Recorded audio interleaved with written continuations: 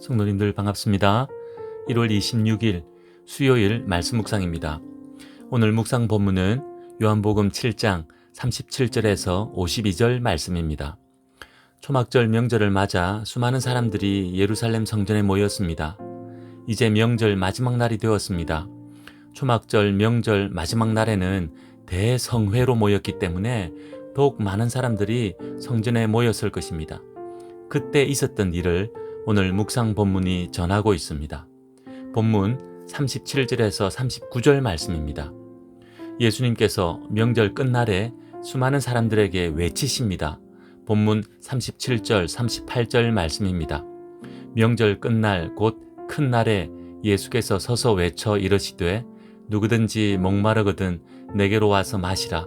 나를 믿는 자는 성경의 이름과 같이 그 배에서 생수의 강이 흘러나오리라 하시니, 생수에 대하여 말씀하십니다. 갑자기 엉뚱하게 생수 말씀을 하신 것이 아닙니다. 초막절은 물과 관련이 깊은 명절입니다. 초막절 명절 동안에는 대제사장이 순례자들을 인도하여 매일 실로암 연못에 가서 금으로 된 통에 물을 담아 성전으로 돌아와 제단에 포도주와 함께 붓는 의식을 거행했다 합니다. 이것은 광야 생활 40년 동안 물을 공급하신 하나님의 은혜를 기념하는 의식임과 동시에 농사를 위한 비를 풍성하게 내려달라는 기원하는 의미도 담고 있었습니다. 그래서 초막절 명절에 물을 예로 들어 설명하면 듣는 사람들이 잘 이해할 수 있었습니다. 예수님께서는 자신이 영혼의 목마름을 해결할 생명수라고 말씀하신 것입니다. 유대인들이 초막절 명절을 지키면서 기대했던 그리스도가 곧 자신이라는 것입니다. 그래서 자신을 믿고 하나님의 구원을 경험하라고 촉구하고 있는 말씀입니다. 예수님께서 말씀하신 생수는 믿는 자들이 받을 성령이라고 사도 요한은 39절에서 그 설명을 추가합니다. 예수님을 믿으면 성령님께서 믿는 자들에게 내주하셔서 구원의 은혜를 누리게 하신다는 것입니다. 그리고 이 말씀을 하실 때는 예수님께서 십자가 지시기 전이었기에 아직 성령님께서 강림하지 않으셨다고 설명을 추가하고 있습니다. 이렇게 목마른 자들은 내게로 와서 마시라는 말씀을 하시니까 사람들이 반응하기 시작합니다. 본문 40절에서 44절 말씀입니다. 어제 본문에서도 모인 무리들은 예수님의 말씀에 다양한 반응을 보였는데 오늘 본문에서도 비슷한 반응을 보입니다. 어떤 이들은 예수님을 그 선지자라고 여깁니다. 모세가 신명기에서 예언한 오실 선지자가 예수님이시라는 것입니다. 이렇게 여긴 자들은 예수님을 그리스도라고는 믿지 않았던 것 같습니다. 또 어떤 이들은 예수님을 그리스도라고 여깁니다. 어제 본문에서도 표적을 보고 예수님을 그리스도로 믿은 자들이 등장했습니다. 아마 같은 부류의 사람들인 것 같습니다. 또 어떤 이들은 예수님을 절대로 그리스도가 아니라고 말합니다. 그리스도는 베들레헴에서 나오신다고 성경에 약속되어 있는데 예수라는 자는 갈릴리 출신이니 그리스도가 아니라는 것입니다. 그러나 사실 예수님은 베들레헴에서 출생하셨습니다. 이들은 이 사실을 모르고 이렇게 말합니다. 이렇게 하여 서로 격렬하게 논쟁했습니다. 예수님을 대적하는 자들도 많았지만 아직은 예수님께 손을 대는 자가 없었습니다. 이때 종교 지도자들이 보낸 아랫 사람들이 예수님을 잡지 않고 돌아갑니다. 종교 지도자들이 그냥 돌아온 아랫 사람들에게 묻습니다. 본문 45절에서 52절 말씀입니다. 왜 잡아오지 않았냐고 물으니 아랫 사람들이 대답합니다. 46절 말씀입니다. 아랫 사람들이 대답하되 그 사람이 말하는 것처럼 말한 사람은 이때까지 없었나이다 하니, 아랫 사람들은 예수님의 말씀에 감동받았고 말씀의 권위에 압도당한 것입니다. 그래서 자신들의 상관이 명령했지만 예수님을 잡을 수 없었습니다. 바리새인들이 너희도 미혹되었냐고 비아냥거립니다. 율법을 알지 못하는 자들은 저주받을 것이라고 저주까지 선포합니다. 이에 예전에 예수님을 만난 적이 있던 니고데모가 나서서 예수가 누구인지에 대해 단정 짓는 것을 신중하게 해야 한다고 말합니다. 하지만 종교 지도자들은 율법을 근거로 갈릴리에서는 선지자가 나지 못한다고 못 박습니다. 이에 니고데모는 아무 말 하지 못합니다. 오늘 본문에서도 예수님의 말씀을 듣고서도 예수님이 누구인가에 대해 서로 다른 생각들로 다투고 싸우는 모습을 보게 됩니다. 본문에 등장하는 이들은 아직 예수님이 그리스도이심을 온전히 알지 못한 채 각자 알고 있는 율법적 지식과 개인적인 경험으로 예수님을 평가하고 판단할 뿐이었습니다. 이제 오늘 말씀에서 두 가지를 묵상해 봅시다. 첫째, 구원의 문은 모든 사람들에게 열려 있다는 것입니다. 누구든지 목마르거든 내게로 와서 마시라 말씀하십니다.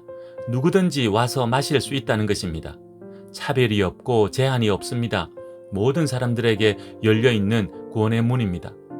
그런데 이 말씀은 모든 사람들에게 열려 있으니 필요하면 와서 마시라는 소극적인 요청이 아닙니다. 모든 사람들은 영혼의 갈급함이 있어 영생의 물을 마셔야 한다는 말씀이요. 이 물을 마시지 않고는 어느 누구도 영생을 얻을 수 없다는 강력한 초청의 말씀입니다. 나에게는 그런 물이 필요 없습니다 라고 말할 수 있는 사람은 아무도 없다는 것입니다. 모든 사람에게 반드시 필요한 구원이라는 것입니다. 그 구원의 문이 차별 없이 제한 없이 열려 있으니 나 오라는 은혜 가득한 말씀인 것입니다. 그런데 이 사실을 모르는 자들이 너무 많습니다. 본문에 등장하는 모인 무리들이 몰랐고 지금도 우리 주변에 모르는 이웃들이 너무 많습니다. 나는 목마르지 않으니 예수님께서 주시는 그 물이 필요 없다고 생각하며 영적으로 목말라 죽어가고 있는 자들이 너무 많습니다. 우리가 영생의 은혜를 먼저 받았고 알았다면 이제 이 사실을 전해야 할 것입니다.